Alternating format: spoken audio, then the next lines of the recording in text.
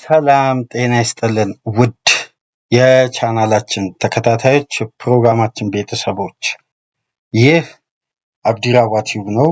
ፕሮግራማችንን ላይክ በማድረግ እንዲጀምሩ፣ ላይክ ስታደርጉ የዚህም ፕሮግራም ተደራሽነት ተደማጭነት ከፍ ስለሚያደርግ ላይካችሁ ይጠቅመናል። ላይክ እያደረጋችሁ እንድታደምጡን፣ አዲስ ሆናችሁ ቻናላችንን ዛሬ ለከፈታችሁ ሰብስክራይብ በማድረግ የደወል ምልክቷን በመጫን ቤተሰብ እንድትሆኑ የአክብሮት ግብዣችን ነው። እንዲሁም ይህንን ፕሮግራም ከሀገር ውጭ የምታደምጡ የቻናላችን ተከታታዮች በሱፐር ታንክስ፣ ሱፐር ስቲከር፣ ሱፐር ቻት ድጋፍ እንድታደርጉ ጥሪያችን እያቀረብን የመጀመሪያ ክፍል የዕለተ ቅዳሜ ፕሮግራማችን ትኩረት የሚያደርገው ዛሬ ምሽት ከሚደረጉ ተጠባቂ የእንግሊዝ ፕሪሚየር ሊግ ጨዋታዎች መካከል አርሴናል በሜዳውና በደጋፊው ፊት እዛው የለንደኑን ተቀናቃይ ደርቢውን ፉላምን በሜዳ ያስተናግዳል።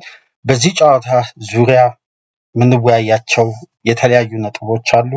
የእንግሊዝ ጋዜጦች ለዛሬ ህትመታቸው የያዙት ትላልቅ ሀሳቦችን አንስተን እንወያያለን። በመረጃ በኩልም እናካፍላችሁ ጠቃሚ የሆነ ተጨባጭ የሆኑ መረጃዎች አሉን። በተለይ በአርሴናል ጉዳት መረጃ በኩል ከበስተጀርባ እየተሰሩ ያሉ ጥናታዊ ጉዳዮችና የሚካኤል አርቴታ አርሴናል ሌሎች እርምጃዎችን ከክለቡ የበላይ ኃላፊዎች ጋር በጋራ በመሆን የተለያዩ እርምጃዎችን እየወሰዱ ይህን የጉዳት መንስኤ በተለያየ መንገድ ለመቅረፍ ትላልቅ ጥረቶች እየተደረጉ ነው። ትላልቅ ሙከራዎች፣ ትላልቅ በሲዝኑ በውድድሩ መሀል አርሴናል እያለ እንግዲህ በርካታ የክለቡ ቁልፍ ተጫዋቾች በዘንድሮ የውድድር ዓመት በጉዳት ምክንያት ረጅሙን ጊዜ ክለቡን ማገልገል አልቻሉም እና ይሄ የጉዳት ጉዳይ በመጨረሻም በቀሪ ፊክስቸሮች የሚካኤል አርቴታ አርሴናልን በውጤት በስኬት ላይ ተጽዕኖ እንዳይፈጥር የተለያዩ ዝግጅቶች ከበስተጀርባ እየተደረጉ ነው። እነዚህንም ጉዳዮች እነዚህ ችግሮችን መፍትሄ ለማበጀት እንግዲህ ተጨማሪ የሕክምና ቡድን አባላትን ከክለቡ ኮችንግ ስታፍ ውጪ የሕክምና ማዕከል ባለሙያዎችን ከተለያዩ ሀገራት በማምጣት እንግዲህ አርቴታ እየተፈጠረ ላለው ለጉዳቱ ዋነኛ መንስኤዎችን ለይቶ ለማውጣት እነዚህ ጉዳዮችን እነዚህን ክፍተቶችን ለመቅረፍ የተለያዩ ስትራቴጂዎችን እየተጠቀሙ እንደሆነና ካለፉት ወራት አንስቶ በአርሴናል ቤት ይህን ችግር ሃንድል ለማድረግ የተለያዩ ሙከራዎች እየተደረጉ ነው። ምን ያክል መፍትሄዎች መጥተዋል፣ ምን ያክል ጉዳዮች እየተሰሩ ነበር የሚለውን በደንብ በጥልቀት እንመለከታለን። ምክንያቱም የዚህ ሁሉ ጉዳይ ድምር ውጤት ምን ሊያስከትል ይችላል የሚለው ጉዳይ አሁን ስጋት ስለፈጠረ የአርሴናልን ሲዝን ይህን ሁሉ ድካም፣ ይህን ሁሉ ጥረት፣ ይህን ሁሉ ረጅም ርቀት በአስደናቂ ኮንሲስታንሲ የመጣውን ቡድን በስተመጨረሻ ዋጋ እንዳይከፍል ጉዳት ዋጋ እንዳያስከፍለው መሰጋቱን ተከትሎ ለነዛ ጉዳዮች እንግዲህ መፍትሄ ለማበጀት የተለያዩ እርምጃዎች እየተወሰዱ ነው የሚገኙት። እነዛ ጉዳዮች ምንድን ናቸው? በዚህ ፕሮግራም እንግዲህ ከእናንተ ጋር በደንብ መረጃውን ስላገኘን የምናጋራችሁ ይሆናል። አዲስ ፊዚዮቴራፒስትም ወደ ክለቡ አምጥተው እንግዲህ ሚካኤል አርቴታ የቅርብ ጓደኛው በጣም የቅርብ ጓደኛውን ወዳጁን አምጥቶ እንግዲህ በክለቡ የሕክምና ማዕከል ተጨማሪ እርዳታ እንዲያደርግ በተለይ ክሮኒክ ለሆኑ ጉዳቶች መፍትሄ ለማበጀት እንግዲህ እንደዚህ አይነት እርምጃዎች እየተወሰዱ ነው የሚገኙትና በዚህም ጉዳይ እንግዲህ የምናነሳቸው ነጥቦች አሉ። የዛሬውን ጨዋታ ግን ለሚካኤል አርቴታ አርሴናል የሞት ሽረት ነው፣ ዱ ኦር ዳይ ነው።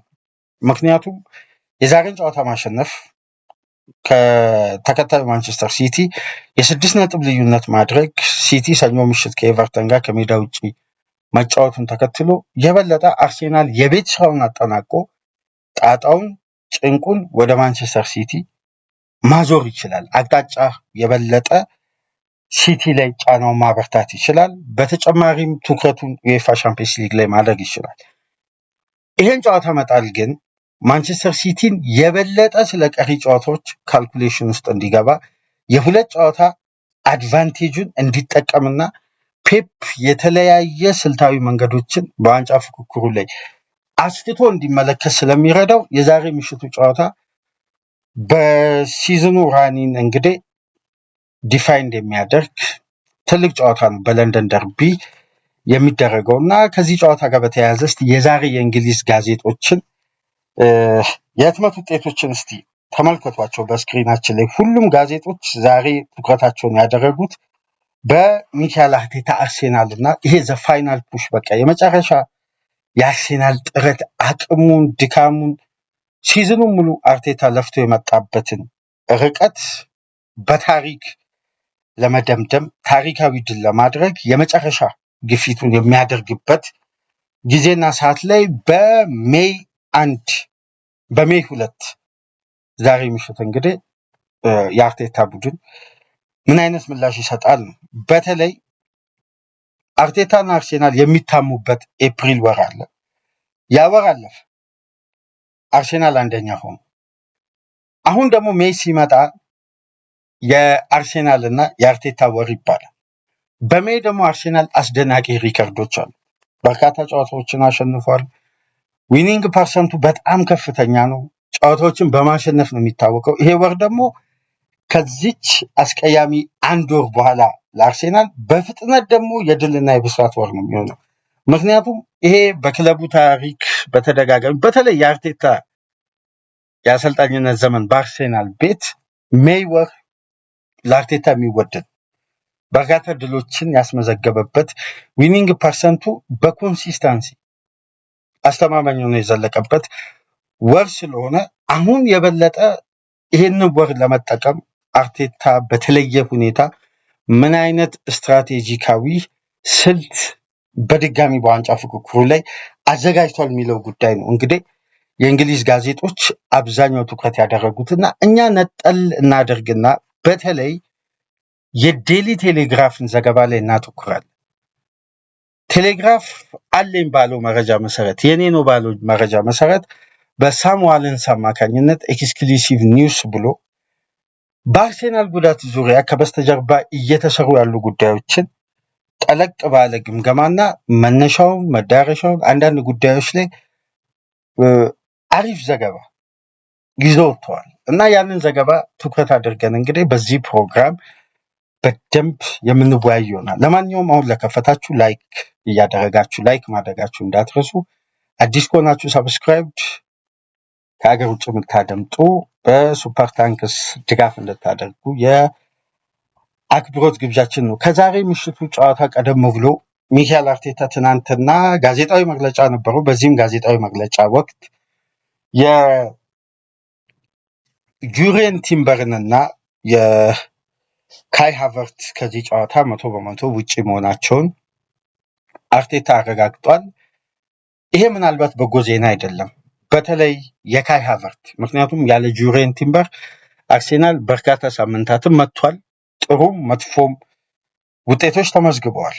ግን የካይ ሃቨርት አስፈላጊነት ምን ያክል እንደሆነ ወደ በኋላ የቴሌግራፍ ዘገባ ይዞ የወጣውን ወሳኝ እና ምን ያክል አርሴናልን ጉዳት በዘንድሮ ሲዝን በጣም እየፈተነው እንደሆነና ይሄ የጉዳት ድምር ውጤት መጨረሻ ላይ በሚመዘገበው ውጤት ላይ ነው አሁን ኮዙ የሚታወቀው እንጂ አሁን ባለው በየጊዜው አርቴታ የመፍትሄ ሀሳብ እያፈለቀ መፍትሄ ማበጀት እንጂ በተረጋጋ ስብስብ አርቴታ ዌል ኦርጋናይዝድ ሆኖ በውድድር ዓመቱ ሰክኖ ረጅም ክፍለ ጊዜ የተጓዘበት በአማራጭነት በአስተማማኝነት የተጓዘበት ጊዜ ውስን ነው የሚለው። አሁን በየጊዜው በሚፈጠሩ ጉዳቶች ምክንያት አርቴታ ታክቲካል ፍሌክሲቢሊቲውን ማብዛቱ ውጥረቱን ከፍ አድርጓል። ይሄ ጉዳይ በእውነታም ተመልክተናል። ትክክል ነው። ምክንያቱም ከአንድ ጨዋታ ወደ አንድ ጨዋታ አርሴናል በተሻገረ ቁጥር በአማካይ በ1.1 ጉዳት አለው ስብስቡ ላይ። ይሄ ተገቢ ነው ተብሎ አይታሰብም እና ይሄ ከምን መነሻ ነው? የተደራራቢ ጨዋታ ጫና ወይስ የፊዚካል ጌም መበርታት? የፊዚካል ጌም እና የተጫዋቾች የሪከቨሪ ታይም በቂ ያለመሆን ወይስ በሲዝኑ የሚካኤል አርቴታ አርሴናል ከየትኛውም ቡድን በላይ በርካታ ጨዋታ ያደረገ ነው። እንደምታውቁት 57 ጨዋታ አድርጓል። ይሄ ደግሞ የበለጠ ጫናውን ስኳዱ ላይ ከፍ አድርጓል። እንደምታውቁት አርቴታ እንግዲህ ባለፈው ሳመር 8 ተጫዋቾችን አስፈርሞ በቀጥታ ወደ ምርጥ 11ዱ በቋሚነት የተጫወተ ወይም በአርሴናል ስብስብ ውስጥ ብቻ ሳይሆን በሊጉ እያንዳንዱን ጨዋታ የጀመረ በሁሉም ውድድሮች በርካታ ጨዋታዎችን በቋሚነት የጀመረ እንዲሁም በአርሴናል ስብስብ ውስጥ አብዛኛውን ደቂቃ በቋሚነት ያደረገው ተጫዋች ማርቲን ዙቢመንዲ። ይሄ የሚያሳየው ምንድነው? ከፈረሙ ተጫዋቾች ውስጥ በአብዛኛው አርቴታ በምርጥ 11ዱ ላይ አዘውትሮ እየተጠቀመ የሚገኘውና በተደጋጋሚ በክለቡ ቋሚ ሆኖ አብዛኛውን ጨዋታ መጀመር የቻለው ተጫዋች ማርቲን ዙቢመንዲ ነው። ለዛም ነው 4097 ደቂቃዎችን እስካሁን ድረስ ይሄ ተጫዋች በቋሚነት ተሰልፎ ፔርፎርም ማድረግ የቻለው። ስለዚህ ይሄ የሚፈጥረው የራሱ ሆነ ኦቨርሎድ አለ። በሚያስገርም ሁኔታ የአርቴታ ስብስብ ላይ ከአውትፊልድ ተጫዋቾች ወይም በሜዳ ላይ ካሉ 22 ተጫዋቾች ውስጥ ጉዳት ያላስተናገዱት ማይል ሉዊስ ስኬሊ እና ማርቲን ዙቢመንዲ ብቻ ናቸው። ሁሉም ተጫዋች በስብስብ ውስጥ ያሉ ግብ ጠባቂዎችን ሳያካትት ጉዳት አስተናግደዋል። ይሄ ነው እንግዲህ ተጨማሪ ኃይል በሕክምና ዲፓርትመንቱ ላይ አስፈልጎ እንግዲህ አርቴታ የቅርብ ወዳጁን ጓደኛውን ወይም በቅርበት የሚተዋወቀውን በካዲዝ የሕክምና ማዕከል የበላይ አስተዳዳሪ ሆኖ በሙያው ላይ በጣም ጠንካራ ባለሙያ እንደሆነ የሚነገርለት ከዚህ በፊት በቼልሲ፣ ሊቨርፑል ጉዳቶች በተበራከቱ ቁጥር ተጨማሪ የተለያዩ ከክለቡ የተዘጋጁ ሪሰርቾችን ዴቨሎፕ በማድረግ የጉዳትን ሂደት እንዴት ማኔጅ ማድረግ እንደሚቻል ተጨማሪ ስልጠናዎችን በሙያው ላይ አስፈላጊውን እርዳታና ተገቢውን የሆነ ሙያውን የሚመጥን ክለቦች እንዲያሻሽሉት ወይም ፐርፎርማንስ ላይ ማኔጅ ማድረግ ያለባቸውን ጉዳዮች ላይ ትኩረት ሰጥቶ ተጨማሪ ስራ በሕክምና ማዕከል ሰራተኞች ጋር አብሮ በጋራ በመሆን እንደነዚህ አይነት ጉዳዮች ሲፈጠሩ እርምቶችን ለመውሰድ ኤክስፒሪየንሶችን ለማዳበር እና ገና ይፈጠራሉ ተብሎ የሚሰጉ ጉዳዮችንም ለመቀነስ እንደነዚህ አይነት ባለሙያዎችን ክለቦች ሲያመጡ በብዛት እናስታውሳለን እና አሁን ላይ የሚካኤል አርቴታ አርሴናል ባለፉት 3 ወራት ይህን ስፔናዊ ባለሙያ ከካዲዝ በማምጣት እንግዲህ የቡድኑን የሕክምና ማዕከል እንዲሁም የስፖርትና ስፖርት ሳይንስና ፐርፎርማንስ ማኔጅመንቱንም በማገዝ ከነ ቶም አለን ጋር በመሆን የአርሴናል ዋና ስፖርት ሳይንስና ፐርፎርማንስ የበላይ ጠባቂ እንግዲህ እንደምታውቁት ቶም አለን ነው። በተጨማሪም የክለቡ የሕክምና ማዕከል ዋና ዶክተር የሆኑት ከዚህ በፊት በሊቨርፑል እና ክሪስታል ፓላስ የምናውቃቸው ዘፋር ኢቅባል ናቸው። ዘፋር ኢቅባልን እንግዲህ በፕሪሚየር ሊጉ ጥሩ ኤክስፒሪየንስ ያላቸው ዶክተር ናቸው እና እኚህንም ዶክተር ክለቡ በ2024 ካመጣ በኋላ በርካታ ጉዳዮችን መቀነሳቸው አርሴናሎች በዚህ ዘገባ ላይ ተያይዞ ተነስቷል እና አሁን የበለጠ ጉዳዮች ሁሉ ትኩረት እያገኙ የመጡት ከጊዜ ወደ ጊዜ ይቀንሳል ተብሎ እየታሰበ የመጣው ጉዳት አሁን ዴብዙ ማናጋት ወይም አርሴናል ከፍተኛ የቦታው ላይ ክፍተት ወይም አማራጭ አጥቶ ያለ ቦታቸው የሚጫወቱ ያለ ተፈጥሯዊ ቦታቸው የሚጫወቱ ተጫዋቾችን ሮቴት ሳያደርግ ነገር ግን በኳሊቲ ደረጃ ማግኘት ያለበትን ተጫዋች ሳያገኝ ቆይቷል። አሁን የጉዳዩን አሳሳቢነት መለየት የምንችለው አርሴናል እንደ ቡድን በወሳኝ ምዕራፍ ላይ የሚያስፈልጉ የቡድኑ ቁልፍ ተጫዋቾችን አላገኙም። ግን እነዛን ቁልፍ ተጫዋቾች ይተካሉ ወይም ቦታውን በጥሩ ሁኔታ ሽፋን መስጠት ይችላሉ የተባሉ ተጫዋቾች ናቸው እያገለገሉ የሚገኙት ክለቡ። ይሄ ደግሞ በጉዳዩ ላይ አሳሳቢ ያደረገው ምንድነው?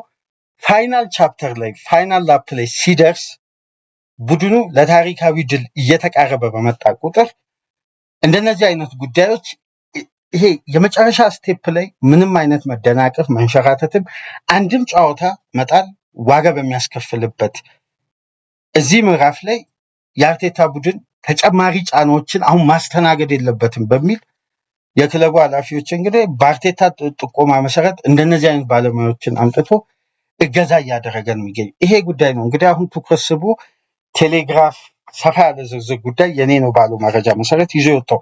እስቲ አንድ ዶክተር በስክሪናችን ላይ ተመልከቱ። ከሚካኤል አርቴታ ጋር በምስሉ ላይ የምትመለከቱት ስፔናዊ ፊዚዮ ዮዋኪም አሴዶ ይባላል።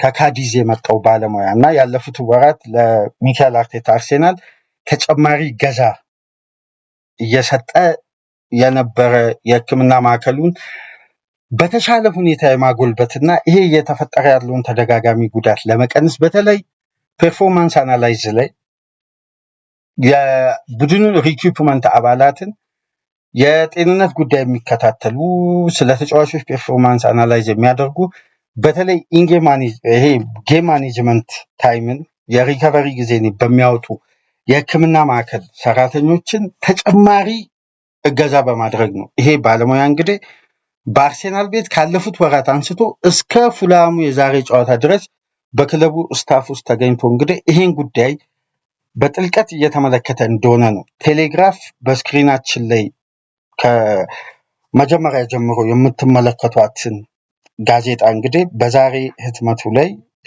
ይዞ መውጣት የቻለው። ይሄ ደግሞ የበለጠ የሚካኤል አርቴታ አርሴናል የጉዳቱ ጉዳይ ምን ያክል እንዳሳሰበው የሚያሳይ ነው። ምክንያቱም ሃቨርት በዚህን ሰዓት ምን ያክል እንደሚያስፈልግ እንግዲህ የሲቲው ጨዋታ በቂ ማሳያ ነው።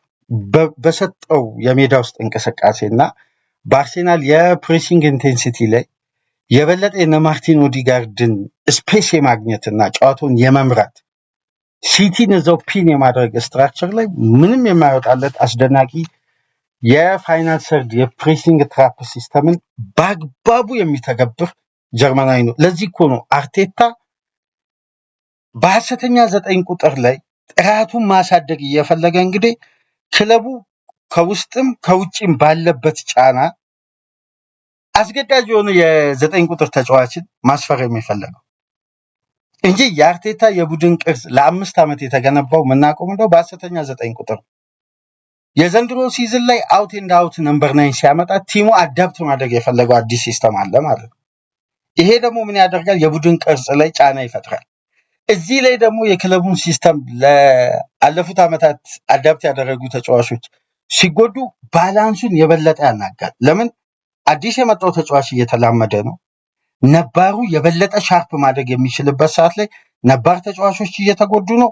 አዳዲሶቹ አዳፕት እስከሚያደርጉ ጊዜ ፈልገዋል። ይህንን ጉዳይ ነው እንግዲህ አርቴታ እያቻቻለ እዚህ ምዕራፍ ድረስ የደረሰው እንጂ በተሟላ ስብስብ ተረጋግቶ ከጨዋታ ለጨዋታ ከመዘጋጀት ይልቅ ሁሌም ለቀጣይ ጨዋታ በሚጎሉ ተጫዋቾች ላይ ስትራቴጂካል ታክቲካል አሬንጅመንትን ነው የሚጠቀመው። ይሄ ቀላል የሚባል ፈተና አይደለም። በጣም በእግር ኳስ ፈታኙ ጉዳይ በቂ ቱል ኖሮክ አንድ ቡድን በቂ የመገልገያ ቱል ኖሮት አለመገልገልና በጉዳት ምክንያት እንደገና ተጨማሪ የታክቲክ ጫና ሲደርስ ለነዛ ጉዳዮች ከሳምንት በሚድዊክም ጨዋታ ሲኖር ለእያንዳንዱ ጨዋታ መፍትሄ ይዞ መቅረብ ነው ከባዱ ፈተናና ይሄን ፈተና እንግዲህ ሚካኤል አርቴታ አርሴናል እስከዚህ ድረስ ተሻግሮ እዚህ ደረጃ ድረስ መጥቷል። አሁን ጉዳዩ ድምር ውጤቱ አሳሳቢነቱ ከፍ እያለ እየመጣ ስለሆነ እንደነዚህ አይነት ተጨማሪ ባለሙያዎች ያስፈልጉት እና በዚህ ዘገባ ላይ ከተመለከትኳቸው ትላልቅ ነጥቦች መካከል አንዱ ለምሳሌ የአርሴናል ተጫዋቾች በዘንድሮ የውድድር ዓመት በድምሩ ለሀገራቸውም ለቡድኑ ለሀገራቸውም ለክለባቸውም በሁሉም ውድድር የብሔራዊ ቡድን ጨዋታ ጨምሮ የክለብ ጨዋታን በድምሩ 262 ጨዋታ አምልጧቸዋል። ተደምሮ ማለት ነው። ተጫዋቾች በአጠቃላይ ያለፏቸው የጨዋታ ቁጥር አንዱ ተጫዋች ለምሳሌ 20 ጨዋታ ካለፈው ሌላኛው ተጫዋች 17 18 እነዚህ ሁሉ ተደምረው 262 ጨዋታዎችን በድምሩ ለሀገራቸውና ለክለብ አምልጧቸዋል በዘንድሮ የውድድር ዓመት።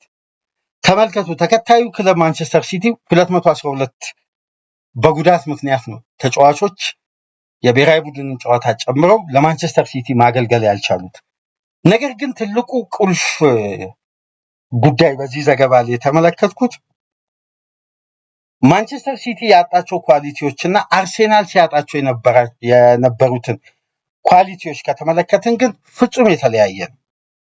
ለምሳሌ በሚካኤል አርቴታ አርሴናል ውስጥ 262 ጨዋታ ተጫዋቾች ሚስ ሲያደርጉ የሀገራትን ጨዋታ ጨምሮ እነማን ናቸው ከነዚህ የጨዋታ ቁጥሮች መካከል ከፍተኛውን ቁጥር የያዙ ሲባል የቡድኑ ዋነኛ ቁልፍ ተጫዋቾች አብዛኛውን ድርሻ ይወስዳሉ። ለምሳሌ ማርቲን ኦዲጋርድ፣ ቡካዮ ሳካ፣ ካይ ሃቨርት እነዚህ ተጫዋቾች በድምሩ የአርሴናልን 262 ጨዋታ ሚስ ያደረጉት የተጫዋቾች የጉዳት ፔሪድ ላይ 51.4% አብዛኛውን ጨዋታ ሚስ ያደረጉት እነዚህ ሶስት የቡድኑ ወሳኝና ቁልፍ ተጫዋቾች ናቸው። ለምሳሌ ካይ ሃቨርት በዘንድሮ የውድድር ዓመት 37 ጨዋታ አምልጦታል። ለአርሴናል ብቻ በሁሉም ውድድር 37። ይሄ ተጫዋች በዘንድሮ የውድድር ዓመት ያደረገው ጨዋታ 20 ነው። በፕሪሚየር ሊጉ ቋሚ ሆኖ መጀመሪያ የቻለው 6 ጨዋታ ላይ ብቻ። ይህን ስናስተውል የሃቨርት ሚና በአርሴናል ስብስብ ውስጥ የነበረው ሲሰጥ የነበረው የዳይናሚክ ስትራክቸርን አርቴታ ዓመቱን ሙሉ በ37 ጨዋታ ካልኩሌሽኑ ከፊት መስመር ያሉ ተጫዋቾች እንደ ሃቨርት አፕሮቻቸው ከፍ እንዲል ባላቸው ኳሊቲ ደረጃ ፐርፎርም እንዲያደርጉ ሃቨርት የሚሰጠውን አገልግሎት ቪክተር ዮከሬስ እንዲሰጥ በተለይ ኦፍ ዘ ቦል ያለውን አድካሚና ሲዝኑን ሙሉ አርሴናል በተመሳሳይ ኤነርጂ ለመጫወት የሚያስብበትን የፕሬሲንግ ስትራቴጂ። ስለዚህ የቀላል ፈተና አልነበረም ማለት ነው ለሚካኤል አርቴታ የዘንድሮ የውድድር ዓመት ለስኬት በዚህ ደረጃ የተቃረበው በከፍተኛ ድካምና ልፋት ሽግሽጎችንና መፍትሄ ለቀጣይ ጨዋታ ሲስተማቲካል መፍትሄ እያበጀ አንዱን ቀዳዳ ሲደፍን ሌላኛው። አሁን ለምሳሌ በወሳኝ ምዕራፍ ላይ ቲምበር ሲጎል አርቴታ ዓመቱን ሙሉ አዳፕት ያላደረገ በፊትነስ ውስጥ ያልተገኘ በጉዳቱ ምክንያት ለወራት ሰንብቶ የመጣ ቤን ዋይትን ሲገለገል ገና ጌም ታይም ማኔጅመንቱ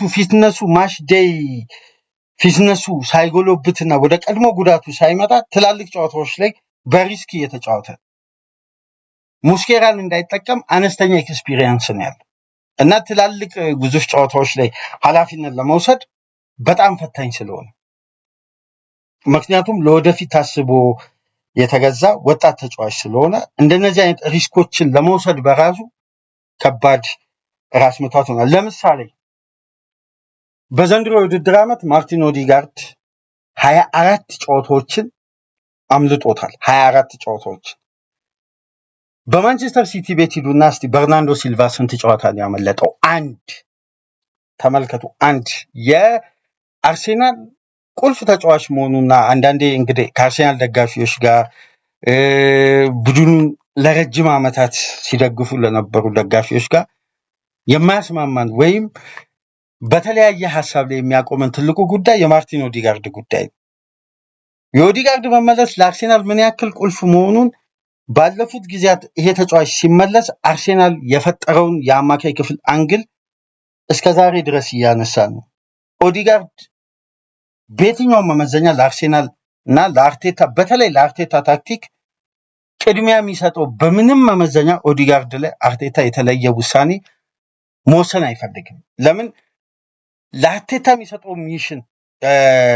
ለአርቴታ የሚሰጠውን አማራጭን የሚያውቀው አርቴታ ብቻ ኦዲጋርድ የሚሰጠውን አገልግሎት። ይህንን ደግሞ በታክቲካዊ መንገድ በርካታ ነጥቦችን አንስተን ተወያይተናል። ኢዜ እንኳን አስተማማኝ ፐርፎርማንስ እያሳየ ኦዲጋርድን አርቴታ የሚያስቀድመው ከኳስ ጋር ያለ ኳስ የቡድኑ ሙቭመንት ቢልድአፕ ላይ ያለው ስትራቴጂ ሁሉ ሲጠና ኦዲጋርድ አሁንም ቋሚ መሆን እንዳለበት ነው ሂደቶች የሚያሳዩት እና ለዛሬ ጨዋታ የመሰለፉ ጉዳይ እስካሁን ድረስ አልተረጋገጠም። የመጨረሻ ትሬኒንጉንም ከቡድኑ ጋር አልሰራም። ስለዚህ የዛሬውን ጨዋታ ያለ ኦዲጋርድ ሲደረግ በፊዚካል ጌም ላይ አርሴናል ኮንትሮል ለሚያደርገው ሞመንተም ትልቅ ጉለት ነው ማለት ነው። ከገባ ደግሞ ትልቅ ፖዘቲቭ አማራጭ ነው ማለት ነው። ይሄ ተጫዋች 24 ጨዋታ አምልጦታል። የማንቸስተር ሲቲ የዘንድሮ የውድድር ዓመት ተርኒንግ ፖይንት ማጥቃቱ ቸርኪ፣ መከላከሉ ላይ ማርክ ጌሂ ግዩ። ነገር ግን ሁለቱን ጉዳዮች በቀጥታ ኮኔክተር ሆኖ ባለው ኤክስፒሪየንስ ባለው በማንቸስተር ሲቲ ቤት ቆይታ በመጨረሻ የአመቱ ላይ አሟጦ በብቃቱ ከፍታ ላይ የተጫወተው የሚገኘው በርናንዶ ሲልቫ ግን አንድ ጨዋታ ነው ያመለጠው። ስለዚህ ስለ አገልግሎት ካነሳን አርቴታ የቡድኑን እያንዳንዱ ስትራቴጂካል ምሰሶ የሆነ ተጫዋች ግን በአግባቡ እያገኘ አይደለም ማለት ነው። ስለዚህ ይሄ ምን አይነት ጉዳይ ያስከተለ ነው? ቡድኑ ላይ ታክቲካል አሬንጅመንት። ምክንያቱም ኢዜ እንደ ኦዲጋርድ ከአርቴታ ጋር ረጅም ዓመት አልቆዩ፣ ዘንድሮ ነው የመጣው። ሲስተሙን አዳፕት እያደረገ ነው። እዚህ ላይ ደግሞ ጉዳት ተፈጥሮ ነበር። እነዚህ ሁሉ ጉዳዮች ባላንሳቸውን ሳይስቱ ተመልከቱ። ከ49 ጨዋታ እኮ 3 ጨዋታ ብቻ የተሸነፈ ቡድን ነበር አርሴናል እስከ ኤፕሪል ማርች አጋማሽ ድረስ። በሌላ በኩል የአርሴናል ቁልፍ ተጫዋች ላለፉት 3 ሲዝን የዘንድሮ የውድድር ዓመትን ጨምሮ ያለፉትን 2 የውድድር ዓመት 2023-24 እና 2024-25 በአርሴናል የሐሰተኛ 9 ቁጥር ሚና አስተማማኝነት ፐርፌክሽን ማምጣት የቻለው እንቆቅልሹን አርቴታ በመጨረሻም አስተማማኝ ስትራቴጂ ነድፎ ችግሩን ቀርፎ በጥሩ ሁኔታ ቲሙን አዳፕት አድርጎ የነበረው ካይ ሃቨርት 37 ጨዋታ ነው ሚስ ያደረገው። 37 ሃቨርት 37 ጨዋታ ሚስ ካደረገ የአርሴናል በዘንድሮ የውድድር ዓመት ለምሳሌ ሃቨርት በማንቸስተር ዩናይትድ ጨዋታ ባይጎዳና ለ5 ወራት ከሜዳ ባይርቅ ካይ ሃቨርት ከቪክቶር ዮኬሬስ በተሻለ ደረጃ ደቂቃ ያገኝ ነበር። ይሄ የማይካድ ጉዳይ ነው። ዮኬሬስን አዳፕት እንዲያደርግ አርቴታ ጫና ያልበዛባቸው ጨዋታዎች ላይ ቋሚ ሊያደርግ ይችላል እንጂ በትላልቅ ጨዋታዎች ላይ እንደ ማንቸስተር ሲቲ ጨዋታ ሃቨርት ላይ ነው አስተማማኝነቱ የሚሰጠው። ምክንያቱም ሪስክ መውሰድ አይፈልግም። ለ37 ጨዋታ ይሄን የመሰለ የ2 ዓመት ተከታታይ በአርሴናል የሐሰተኛ 9 ቁጥር ላይ ልዩነት እየፈጠረ ጉዳቱ ግን ያን ልዩነቱን በኮንሲስታንሲ እንዳያሳይ ወደኋላ እየጎተተው የሚገኘው ጀርመናዊ ተጫዋች ከዛሬ ጨዋታ ውጭ የሆነው 37 ጨዋታ ሚስ አድርጎ 20 ጨዋታ ብቻ ሲያደርግ በዘንድሮ ሲዝን ኤርሊ ሃላንድ ያለፈው ጨዋታ አንድ ብቻ ነው በጉዳት ምክንያት አንድ። ሃላንድ ከማንቸስተር ሲቲ ስብስብ ውጭ የሆነው ለአንድ ጨዋታ ብቻ። ተመልከቱ የበርናንዶ ሲልቫና የሃላንድ ለማንቸስተር ሲቲ ምን ያክል ቁልፍ ሆነዋል። አንዳንድ ጨዋታ ነው ያለፋቸው። ኦዲጋርድ እና ሃቨርት ምን ያክል አርሴናል ቁልፍ እንደሆኑ የአርሴናል ደጋፊዎችና የቡድኑ አባላት ነው የሚያውቁት። ሁለቱ ተጫዋቾች ግን በድምሩ ከ50 በላይ ጨዋታ አልፏቸዋል በዘንድሮ የውድድር ዓመት። ስለዚህ ይሄ ጤናማ አይደለም። ተውት 2026 ከገባ በኋላ ማንቸስተር ሲቲ ሲዝኑ በአንዴ ተርን ካደረገባቸው ምክንያቶች መካከል አታኪንግ ሰርድ ላይ አንቷን ሴሜኒዮ ማስፈረሙ። አንቷን ሴሜኒዮ አንድም ጨዋታ አላለፈው።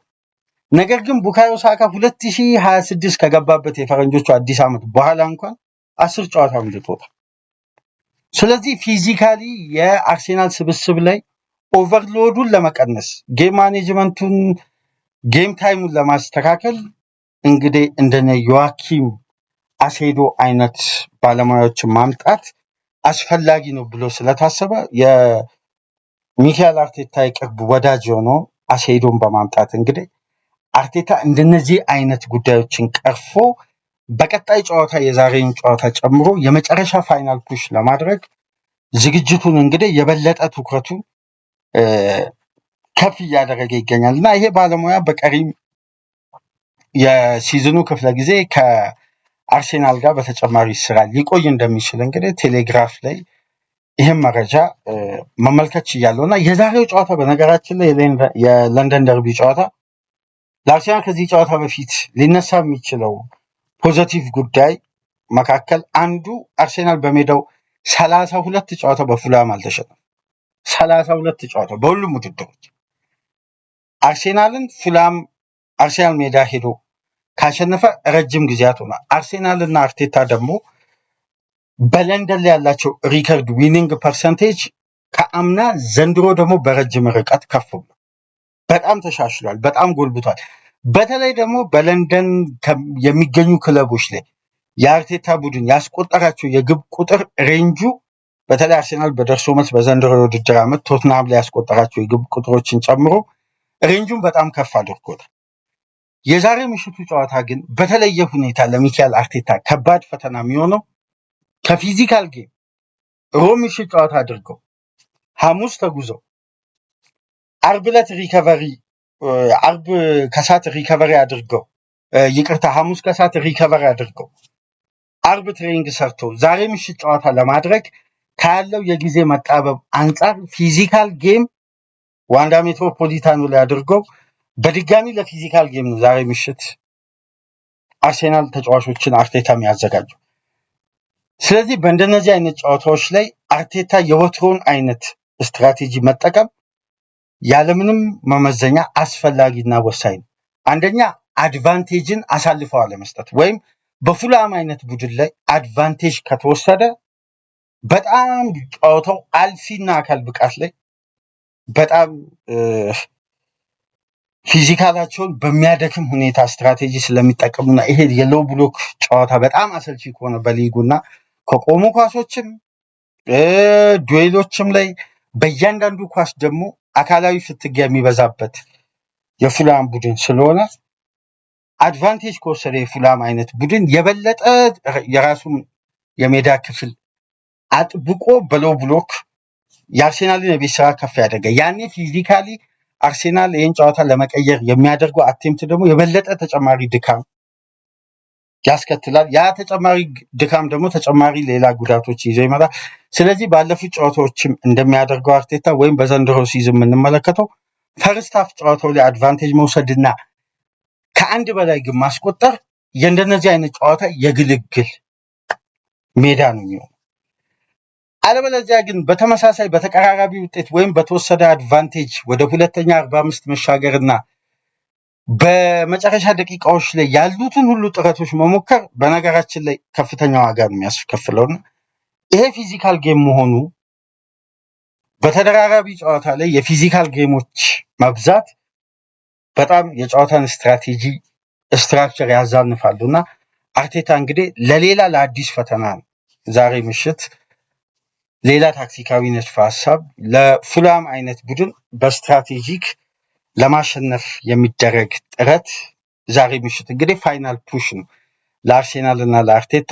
በተለይ ደግሞ ከሰሞኑን አንዳንድ መረጃዎችን ተመልክታችሁ ከሆነ አላውቅም የፉላሙ አሰልጣኝ ማርኮ ሲልቫ ለቼልሲ አሰልጣኝነት ታጭተዋል እና የቼልሲ ኃላፊዎች ኮንታክት ካደረጋቸው አሰልጣኞች መካከል አንዱ ማርኮ ሲልቫ ነው እና በጣም ራሳቸውን ይሄ ለማሳየት ለቼልሲ ኃላፊዎች እንግዲህ እንደነዚህ አይነት ጨዋታዎችን ይጠቀማሉ የሚል መረጃ ደግሞ ዘሚረር ትናንት ምሽት ይዘው ወጥተዋል እና ለአርሴናል ጨዋታ ማርኮ ሲልቫ የተለየ ስትራቴጂ እንዲጠቀሙና ብቃታቸውን የበለጠ ለቼልሲ ኃላፊዎች ለማሳየት የዛሬ ምሽቱ ጨዋታ አይደለም ለአርሴናል ለማርኮ ሲልቫ ፐርሰናል ሲቪ ላይም ወሳኝ ነው ይላል። እንግዲህ አርሴናልን ከተለያየ አንግል እንግዲህ ጫና ለመፍጠር ሚዲያው እንግዲህ የማርኮ ሲልቫ ገና እኮ ድሪም ታርጌት ወይም በቼልሲ በብሉኮን ኃላፊዎች ዘንድ ወይ አራተኛ ወይ አምስተኛ ታርጌት ነው የሚሆነው። ምክንያቱም አሎንሶ አለ፣ ፋብሬጋዝ አለ፣ አንዶኒ አሮላ አለ፣ ኦሊቨር ግላስነር አለ። እንዲሁም እኮ ጁሊያን ኒግልስማንን ጠይቋቸው ጥያቄውን ውድቅ አድርገዋል። ሌሎች አሰልጣኞችንም እየተከታተሉ ነው። ግን ማርኮ ሲልቫ ለሲቪያቸው ገና ዴቨሎፕ ሲባል እንግዲህ የእንግሊዝ ሚዲያ በየጊዜው ማያመጣው ጉድ የለም። አርሴናልን አሸንፎ እንግዲህ ማርኮ ሲልቫ ሲቪው ለቼልሲ ኃላፊዎች ለማቅረብ ማለት ይሄ መልእክት ለማስተላለፍ አይ እኔ ይሻላችኋለሁ መልሙሉኝ አይነት የጆን ክሮስን የሚረሩን ዘጋቢ የምሽቱን ዘገባ ከብታችሁ ተመልከቱ። ለራሴ ስለገረመኝ ነው። ምክንያቱም ገና የአሰልጣኙ ስም ተያዘ ተብሎ በሳምንቱ መጨረሻ በሚደረግ ጨዋታ ላይ ቀጥተኛ ግንኙነት ከዚህ ከሩመርሱ ጋር ምንም ግንኙነት የሌለውን ታሪክ አገናኝተው እንግዲህ ለራሳቸው ጥሩ የሚዲያ ሽያጭ እንግዲህ የተጠቀሙ ነው። ዛሬ ምሽት ግን ለአርሴናል ዱኦርዳይ ነው።